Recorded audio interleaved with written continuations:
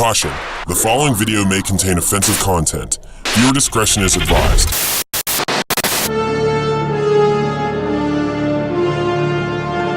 Today I saw Star Wars The Last Jedi, and this is my first impressions review of the movie. So obviously there are going to be spoilers, so if you haven't seen the movie, I wouldn't watch just yet. I'll try to stay on topic as best as I can, but if something pops in my head, I'm going to start talking about it. So it's going to be a little messy because I have a lot to say about this one. I'm going to start off and say this movie wasn't what I expected at all. It's no doubt a good movie. However, I feel it was extremely unfocused. It seemed like there was a lot happening, and there were so many different subplots and different events that happened. So for a while it was Luke and Rey on that island, and then it would cut to Finn and Rose at that gambling center in Canto Bight, and then it would show the Resistance and how they were running low on fuel, and it just bounced back and forth, I think, a little too much, to the point where it almost took away from the scenes. It took away the importance. The whole bit with Rey and Luke, I felt, should have been more drawn out. It should have happened more so in real time instead of cutting back and forth between the other scenes. It was also not what I expected. I expected Luke to be pretty hesitant to train Rey, but honestly, he barely trained her at all. He talked to her, and that was about it. So honestly, Rey hardly got any training. She was able to feel the Force, and that was a very important scene, but the rest of the time, Luke just didn't want to even deal with her. I thought it was funny how he treated Rey like an annoying neighbor. Luke sort of went on about his day and just kind of ignored her and was like, ugh, you're still here? The first scene, where it left off from The Force Awakens and he gets handed the lightsaber and just tosses it over his shoulder. I was like, I lost it. I watched another reviewer on YouTube that would said, like, such an important artifact, something that is important to the fans. It's important to the Star Wars mythos, has so much history. And he's like, this thing. I thought that was pretty funny, and it got a laugh out of the audience. At one point, he admits to Rey, what, did you think I was hiding so you could come find me? I came here to die. And I thought that was a really interesting line and pretty powerful, honestly. Rey's training was sort of interesting, that she was starting to get more in touch with the Force, but like I said, I feel like there should have been more training from Luke. She's just powerful from the get-go, and I know that's part of her character, that Ben Solo showed that sort of power, and that's why Luke is so apprehensive to train her. But even in The Force Awakens, and I said that in my review 2 years ago, it seems like she has too much power all at once. So I guess the next thing to talk about was that Rey and Kylo Ren had this Force connection, and they were able to communicate back and forth. That's sort of been done in the past, like with Luke and Leia's connection. However, this was more like they were talking on the phone, and I didn't really like that. Rey is very apprehensive, and she's like, you're a monster.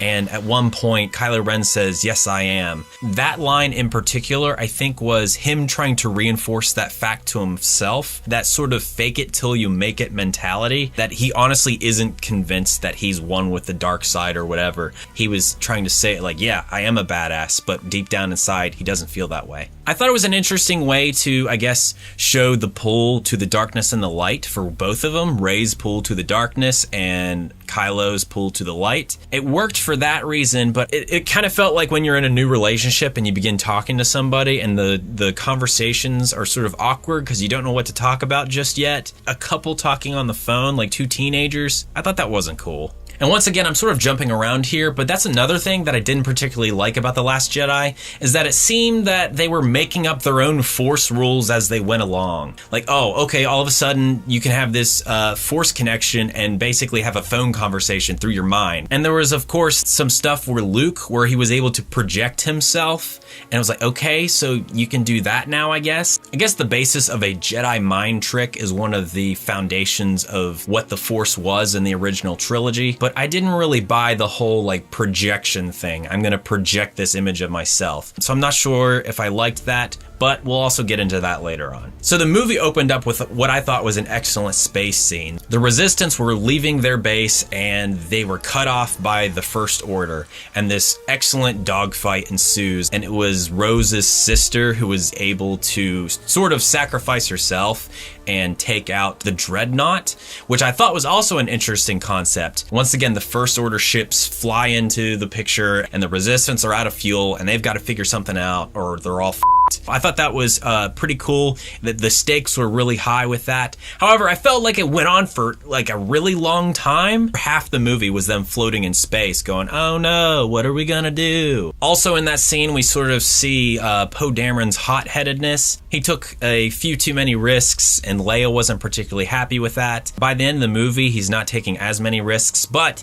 he's sort of hard-headed through the whole thing. Leadership is handed over to Admiral Holdo, I believe was her name. He's very defiant of her orders, and he takes matters into his own hands, and at one point gets her at gunpoint. Other than Rogue One, I don't think we've seen a whole situation where there's a lot of tension within the Resistance or the Rebel Alliance, so I thought that was really interesting. And I thought Poe was great. He was really a little stubborn, but he was doing what he thought was right at the time. But then, of course, he learns that Admiral Holdo had things under control. First Order wouldn't have been able to target the smaller ships leaving the mothership, so to speak, so he felt kind of foolish for not obeying Leia's orders in the first place. Okay, so before I lose track, let's talk about Rose and Finn. I liked their introduction. I liked that she was basically just a maintenance person, and that she basically shocks the shit out of Finn because he was getting ready to leave. I was happy for that because he was being a boneheaded idiot and he was going to hunt down Rey, and I'm glad that he didn't do that because he was able to go on a separate adventure that ended up helping out the Resistance. However, the whole side mission with Rose and him going to Canto Bight, releasing the animals and trying to find the coder and getting locked up by the police,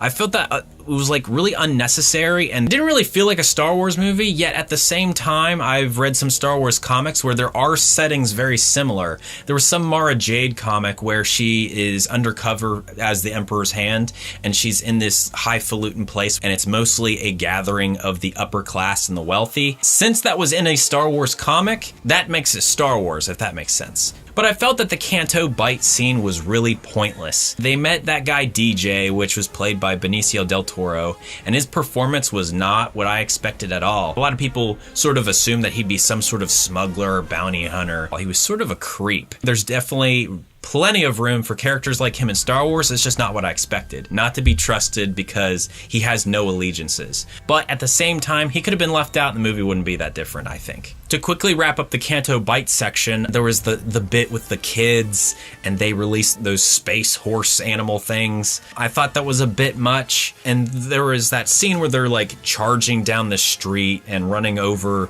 speeders, and then they like the local police are after them and they just look downright silly in my opinion. I thought they looked sort of like something out of The Fifth Element rather than Star Wars. And I also thought the way that those scenes looked visually reminded me of a Harry Potter film. Not that that's necessarily bad. I like Harry Potter, but it just didn't feel like Star Wars at the time. They get captured and they're brought to Captain Phasma and the executioners and stuff. I thought that was really dumb that the evil BB-8 was the one who basically infiltrated their whole undercover operation, and I was disappointed by Phasma's death. I thought the fight scene itself was pretty cool. One reason I liked seeing Finn use that stun baton thing is because I read one of the novels that was like called Before the Awakening. That was one of the things that they talked about was his training with melee weapons, and he used those in his training as a stormtrooper. So to see him in action with it outside of the novel, I thought was pretty sweet actually. But I thought her death was pretty disappointing. She just falls into a pit of fire. But I did like how you saw just a glimpse of her eye right as she looks out at him and calls him scum. She was barely in The Force Awakens. She was barely in this. There was one cool fight scene and that was it. It's kind of disappointing that there was a lot of opportunity with her and now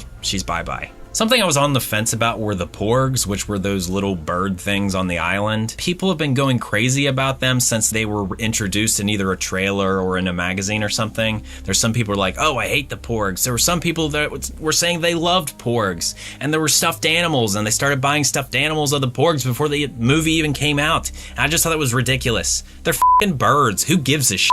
They tried to introduce some comic relief with them, which was I didn't really care for it. I kind of liked that Chewie was sort of annoyed by them, but the fact that they were everywhere and they were setting up nests and stuff, I thought that was kind of funny. My family has a farm and there's like barn swallows that make their nests in the roofs of the barn. So it sort of reminded me of that you set something up and sooner or later there's a bird's nest in it. But the whole thing with them squealing and Chewie knocking one out of the way as he's piloting the Falcon, I could have done without, honestly. Something else I noticed was that Chewie looked better in this film film, in my opinion. There was one shot in particular where he's on the island sitting next to Rey and the wind's blowing his fur and he's a little more scraggly looking, and I felt that was more in tune with the original trilogy. An improvement I liked, something minor, but I did like that. And speaking of original trilogy and things looking like they should, Yoda was in this movie, and I was very surprised by that. I'm not really sure if I liked Yoda's appearance. I liked that they tried to make him look like the puppet from Empire Strikes Back. That was great, and his personality even matched. He was kind of crazy Yoda that we saw in Empire. I'm thinking that had to be a puppet. If it wasn't, it had to be half puppet, half CGI. But either way, I say grade A effort. It wasn't exactly as it was in Empire, which I guess you can't expect, but that did bother me just a little bit. But they did their damnedest to make him look like he did in Empire. Now, his role in the film, I'm not exactly sure about. I liked that he sort of was one of the motivating forces for Luke to get his ass together. Luke was going to say, I'm going to burn the tree down, I'm going to get rid of the ancient texts, and then Yoda's like, okay. And then he just does it for him, and then Luke's sort of shocked, almost as if he was expecting Yoda to stop him, and then Yoda's kind of being a smartass and saying, well, they weren't a page turner, were they? And he was just saying to Luke, it doesn't matter. You did not pass on what you have learned. You attempted to and you failed, but failure is how you learn. That is how you adapt. Yoda was giving some old school wisdom like he did in the original trilogy. And that sort of goes with the theme of what Kylo Ren said, get rid of the past, kill it if you have to. So there's sort of echoes of that on both the light and the dark side. And Yoda even burned the books, so move on. And I think that was the overall message of the movie and the overall theme. Something that I think can apply to everybody's life, especially mine. I also thought it was really awesome when Luke and R2 reunited. He projects the original hologram of Leia from A New Hope. And Luke is like, well, that was a dirty trick. But there was also a severe lack of R2 in the movie. And I think there's too much focus on BB-8, that everybody loves BB-8 now, that R2's almost forgotten about. Kenny Baker died last year. So I feel like there should still be a big R2 presence. C-3PO was there the whole time and he was annoying as ever. So why can't we have some more R2? There was another cameo, I guess you could call it, which was Maz in holographic form. And she's like rolling around, shooting shit. And she said it was something to do with a union, which I think is like supposed to be a joke, but it wasn't that funny. And honestly, I'm not a big fan of Maz to begin with. I suppose they could have found this information elsewhere, but I feel like, oh, let's put Lupita Nyong'o's name in the movie, have Maz for this long. Once again, one of those things that if they changed it slightly, they could have excluded her from the movie entirely. So now I'm going to talk about 3 things that I liked about the movie. The first one is extremely minor. I didn't see too many Easter eggs this time around. I don't think I was hunting as hard as I was in the other films because there was just so much going on. But something I did notice was that Gareth Edwards was in the movie, who directed Rogue One. The scene where they're in the trenches on Crait, the guy takes some of the salt and he's like, hey, it's salt. Not him, but the soldier next to him was Gareth Edwards. So that was a small Easter egg and I was really happy to see that. Another thing that I really liked was Admiral Holdo's sacrifice. She turned the ship around and then just jumped to light speed and shot like a bullet straight through the Star Destroyers. I thought that was fucking amazing. The way they made it look and the fact that it was silent and then everything broke apart. Amazing. I thought that was incredible. I was watching a review from another YouTuber, Hello Greedo. He's one of my favorite YouTubers, actually. He said what should have happened and what could have been way more powerful is if Leia had made that sacrifice. If Leia was piloting that ship and that was her one last hurrah for the Resistance. And I understand that it probably wasn't written that way. It was probably overlooked and there's no way they could have restructured that after her death. But I think that would have been way more powerful. So that brings me to the third thing that I really liked. However, it leads to something that I really didn't like. So in the trailer, they showed the footage of Kylo Ren zooming around in his personal starfighter and shooting things up. And then he targets Leia on the bridge. He has that hesitation. And in the trailer, you're like, oh shit. Is he really going to gun down his mother? And that was tense. However, they should have left it out of the trailer because I knew it was coming. What I didn't know was coming was the fact that the 2 TIE fighters beside him just blast through, destroy the bridge, and Leia is sucked into the vacuum of space. It was the consequence of war that Kylo didn't have the strength to gun down his own mother, but in the heat of the battle, the decision was made for him. My jaw literally dropped open when that happened. Seeing her being sucked out into space along with Admiral Akbar and the rest of the crew. That was intense. But They had to ruin it. She basically turns into Superman and flies back into the spaceship. I thought that was pretty fucking ridiculous, honestly. I liked that they were showing Leia's use of the Force, because that was something in Legends that you heard about. After the events of Return of the Jedi, Leia does become a Jedi herself, and she puts her Force powers to the test. And now you got to see Leia's use of the Force, but flying through space like Superman, I'm sorry, but that is just ridiculous. Okay, Leia can fly. All right, I guess. She can also survive in a space vacuum. Okay, how? The Force. F it. It's the Force. That's how it works now, I guess. And I didn't like that. I'm sorry, but I didn't. And that leads me to another major complaint, that there were way too many fake out deaths. So there's that scene. And then there was the scene with Finn. He was going to sacrifice himself on Crait. All of a sudden, Rose comes out of nowhere, blasts into his ship, and then there's some sort of love aspect to it, that she has fallen in love with Finn. And on a side note, was that not one of the most awkward kisses you've ever seen in your life? And then the Kylo Ren Luke Skywalker fight. There's the fake out death in that. But then it's like, oh, Luke is a hologram, essentially. He's projected this image for all of you to see. He's not really there. But then he dies anyway. By the time when that happens, and you actually see Luke die, you're like, okay, well, he's dead, I guess. It shouldn't have been like that.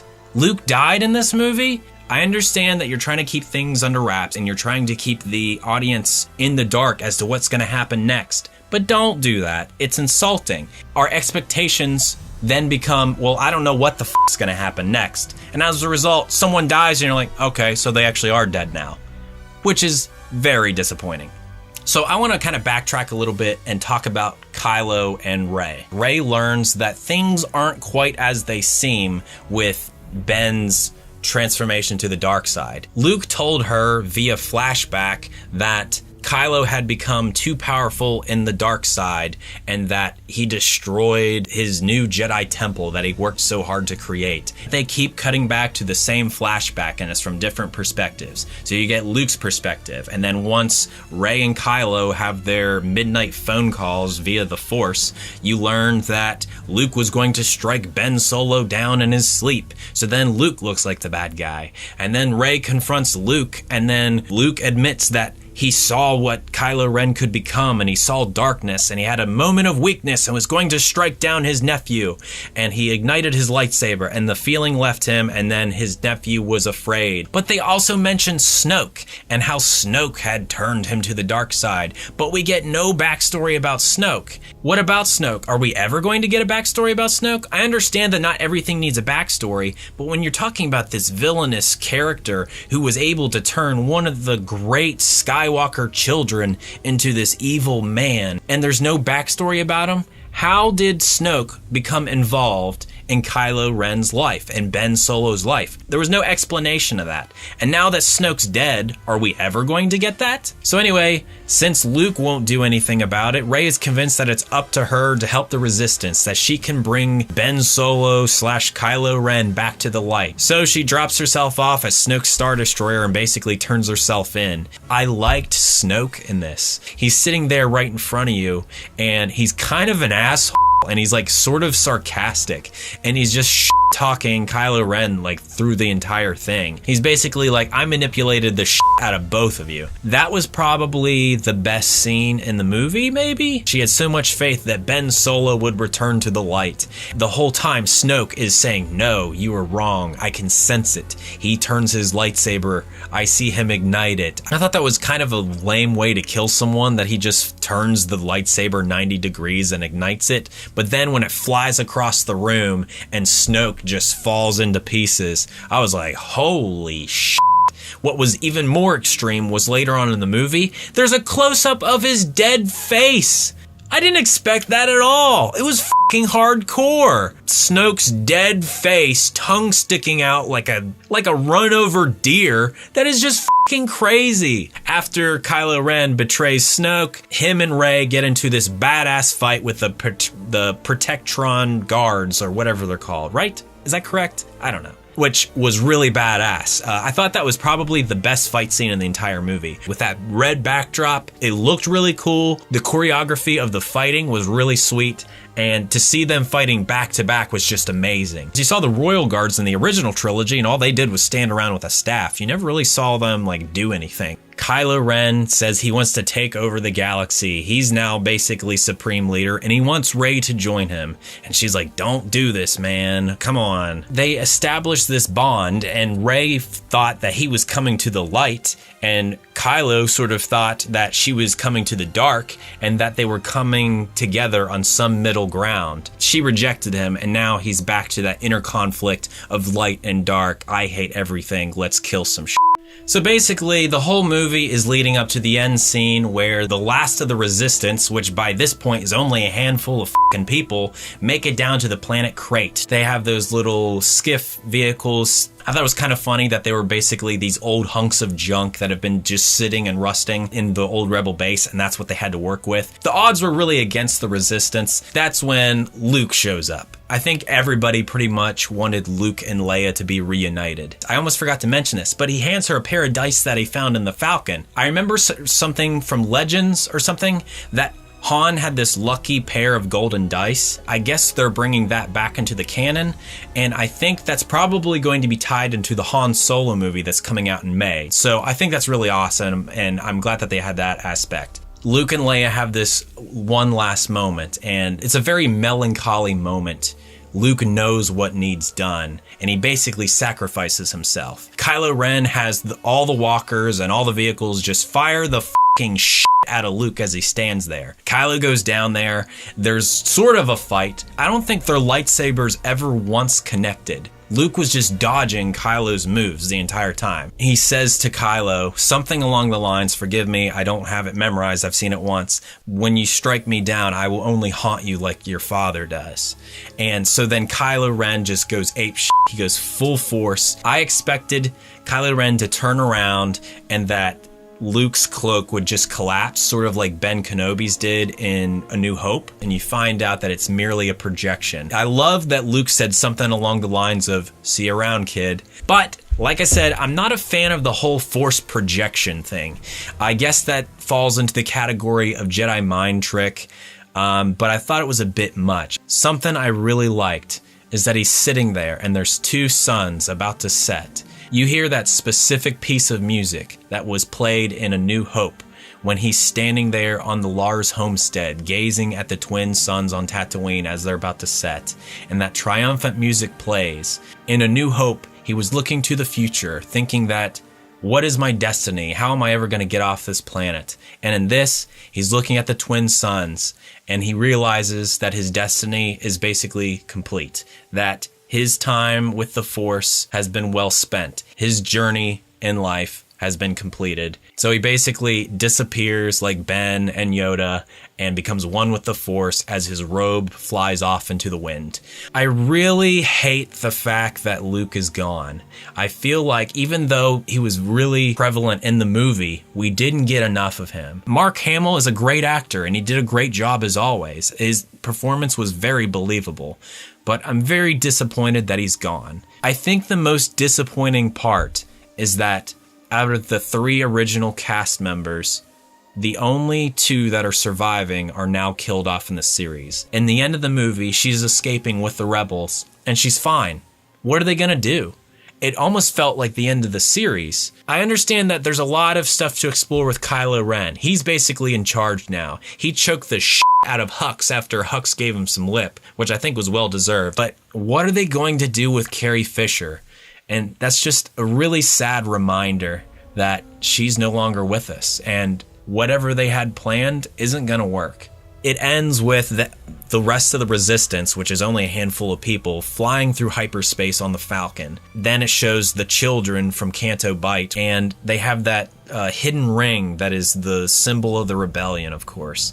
And the kid is sweeping up. He uses the Force, and just a few inches away from him, he grabs the broom and continues sweeping up. I'm not a fan of child actors, so I really hope they don't return in the next movie. One last thing that I think is actually a breath of fresh air is that we found out who Rey's parents are.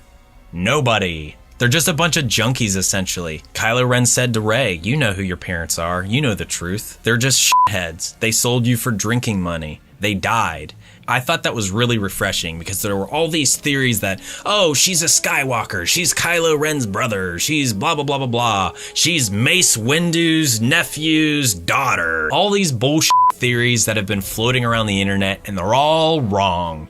And I take a lot of pleasure in that because honestly, not everything needs to be connected. She came from nothing. She is a symbol of the Resistance. She is now a Jedi. She was destined to become something greater. And I like that. If they cop out and say that he was lying and then she truly is a Skywalker or some other similar bullshit, I'll be very disappointed because I think that's the way it should be. I was texting a friend of mine who also saw the movie today, and I told him that Star Wars The Last Jedi left me feeling pretty underwhelmed. They should have tightened things up a bit. They should have gotten rid of some characters, should have gotten rid of some plot points, and made things a little more straightforward. I don't know how I feel about the movie just yet, but these are just my first impressions of Star Wars The Last Jedi. I have no idea how they're going to conclude things in 9, because honestly, while there are a lot of unanswered questions, they could have wrapped things up in this one. It almost felt like that at the end of the movie. It felt like the end of a trilogy or the end of a series, but there's more shit to happen. There's more stuff to explore. But anyway, I hope you guys enjoyed the movie. Let me know what you thought about The Last Jedi. Did you like it? Did you hate it? Tell me your opinions about the different plot points and different aspects of the movie that I talked about in the video. I'd love to meet you in the comments and have a discussion. Remember that this is only beginning. It's still Star Wars Decemberfest on Dalton Paul Videos. I have a lot more planned and I hope you guys stay tuned. Star Wars videos until the end of the year. Stay tuned, subscribe, all that good stuff. May the Force be with you, and thanks for watching.